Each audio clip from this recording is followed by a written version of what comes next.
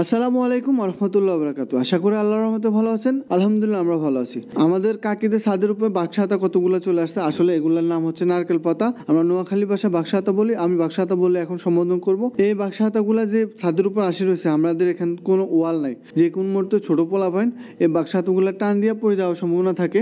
এই কারণে বাক্সাহাতাগুলা কাটতেছে। অবশ্য আরো একটা কারণ আছে, কারণটাকে একটু পরে আপনাদেরকে বলতেছি। বাবা বাক্সাহাতাগুলো আনি এক জায়গায় রাখি দিছে, যেহেতু দুপুরবেলা মোটামুটি গরম পড়তেছে, হাঁসগুলার পানি দিতে হইব। আর এদেরকে রেগুলার পানি দেওয়া লাগে। নিচে থাকলে তো বিভিন্ন জায়গাতে পানি পাওয়া যায়, পুকুর আছে, কিন্তু এরা তো পুকুরে থাকে না, ছাদের উপর থাকে, তো রেগুলার পানি দেওয়া লাগে। এই কারণে বাবা পানি দেওয়ার ব্যবস্থা করতেছে। আর এই পটের মধ্যে যে দড়া বাঁধে দিতেছে, এটা দেওয়ার কারণ কি জানেন? এই পটের মধ্যে দড়া না বাঁধে দিলে এরা ফালাই দেয় মুখ দিয়া, আর সব পানি একবারে ফ্লোরে বাসি যায়। একটু পরে দেখবেন কি কারণে পানি পাত্রটা বাঁধে দিছে দড়ি দিয়া। মিনি তার ফ্যামিলি নিয়ে খেলাধুলা করতেছে, বাবা ডাক দিছে, মিনি চলে আসছে। দেখছেন, কারণটা হচ্ছে মিনি বাবার কথা আর আমার ওয়াইফের কথা শুনে, আর কারো কথা শুনে না। আর যদি আপনি সারাদিনও মিনি মিনি কয়েছিলেন, সে কানের মাছিও লাড়বো না, মানে শুনবে না টোটাল হিসাব। বাবা আর আমার ওয়াইফ যদি ডাক দেয়, যেখানে থাকুক চলে আসবো। আর আরো একটা কথা, সেটা হচ্ছে মিনির তো একটা মেয়ের নাম লিও রাখছি, আরো একটা মেয়ের নাম তো আমরা রাখিনি, কিন্তু আমার অনেকগুলো ভিডিওতে একটা ভাই বারবার কমেন্ট করছে, আমি ওই ভাইয়ের কথাটা রাখলাম। আর একটা মেয়ের নাম ফিওনা রাখি দিলাম। তো মিনির একটা মেয়ের নাম হচ্ছে কি লিও, আর একটা হচ্ছে ফিওনা। লিও আর ফিওনা তো এখন চিনা যাইতেছে না, আমরা রং করলে অবশ্যই চিনতে পারবেন। আমাদের হাঁসগুলা ছাদের উপর থাকে, তো ছাদের উপর যতক্ষণ থাকে ততক্ষণ পর্যন্ত এদেরকে ছাড়ি দেওয়া হয়। আর যদি ছাদের উপর না থাকে তাহলে আমার আটকে চলে যায়, কারণ ছাদের উপর চারপাশে ওয়াল না, একটু আগে বলছি যে কোনো সময় নিচে পড়ে যেতে পারে। তো এখন বাবা ছাদের উপর থাকবো না, এই কারণে আমাদের যে বড় হাঁসগুলো আছে, মানে বড় হাঁসের বাচ্চাগুলা সবগুলো আস্তে আস্তে ঢুকাই দিতেছে। দেখেন এরা পানি খাইতেছে, দেখছেন? যদি এটা না বানতো দড়ি দিয়া, তাহলে কি করতো? ফালা দিত। ওই যে ফ্লোরের মধ্যে দেখতেছেন এর আগে পানি দিছে, ওগুলা ফালা দিছে। তো মাঝে মধ্যে একটু বুদ্ধি খাটান লাগে, না হলে তো উদ্যোক্তা হওয়া সম্ভব না। নারকেলের পাতাগুলো আনছিল না, ওগুলা আনার পিছনে একমাত্র কারণ হচ্ছে আমাদের যে আঙ্গুর গাছটা আছে, ওটা তো মোটামুটি আলহামদুলিল্লাহ অনেক বড় হয়ে গেছে, কিন্তু ওটার সাথে আমরা একটা লাউ গাছ লাগাইছি। এখন লাউ গাছ আর আঙ্গুর গাছ তো একসাথে থাকা সম্ভব না। এই কারণে বাবা আঙ্গুর গাছটা আলাদা রাখা লাউ গাছটা টিনের চালের উপর উঠে দেওয়ার চেষ্টা করতেছে। এখন টিনের চালের উপর যদি লাউ গাছটা বড় হইতে থাকে, তাহলে যে দুপুরবেলা এমন গরম পড়ে, এটা অটোমেটিক একবারে শুকিয়ে যাব লাউ পাতা, যাতে করে টিনের চালের গরম ডাইরেক্ট লাউ গাছের মধ্যে না পড়ে।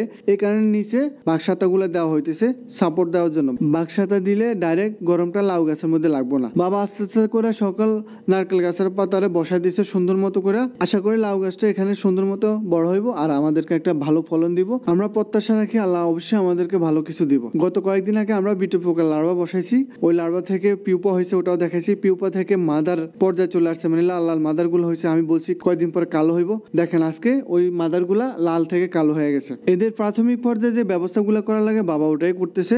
একটা বল নিয়ে আসছে আর ওইখানে কিছু ভুসি দিয়ে দিচ্ছে, গমের ভুসি। এরা প্রাথমিক পর্যায়ে গমের ভুসি খায়। এরপরে আমরা শাকসবজি, বিভিন্ন ধরনের ফল, বেগুন, পেঁপে, বিভিন্ন ধরনের ফল দিব, কিন্তু প্রাথমিক পর্যায়ে আমরা ভুসি দিয়ে থাকি। বাবা মাদার গুলাকে আস্তে আস্তে করে ওই বলের মধ্যে রাখতেছে। আমরা বিটুল পোকা আরো বাড়ানোর চেষ্টা করব। অন্তত চাইতেছি আমাদের যত মুরগি আছে তত মুরগিকে প্রতিদিন একবেলা বিটুল পোকা খাইতে দিতে পারি, এরকম চেষ্টা করতেছি। অনেকে আমারে কমেন্ট করতেছে আমি কেমনে এই বিটুল পোকাগুলো হাত দিয়ে ধরি, বা আমার বাবা কিভাবে ধরে হাত দিয়া, ঘিন করে নানি। আসলে আমারও সর্বপ্রথম যখন দেখছিলাম এই বিটুল পোকা, আমারও ঘিন করছিল। পরবর্তীতে আমি বিভিন্ন আর্টিকেল পড়ছিলাম আর এমনকি অনেকগুলো ভিডিও দেখছি, দেখার পরে আমার এই ঘিন চলে গেছে। আসলে এটা তো উল্টাপাল্টা জিনিস খাইতেছে না বা পচা জিনিস খাইতেছে না, ভালো জিনিস আমরা খাওয়াই। ইভেন কি এগুলা থেকে কোনো দুর্গন্ধ নাই, একবার পুরো ফ্রেশ।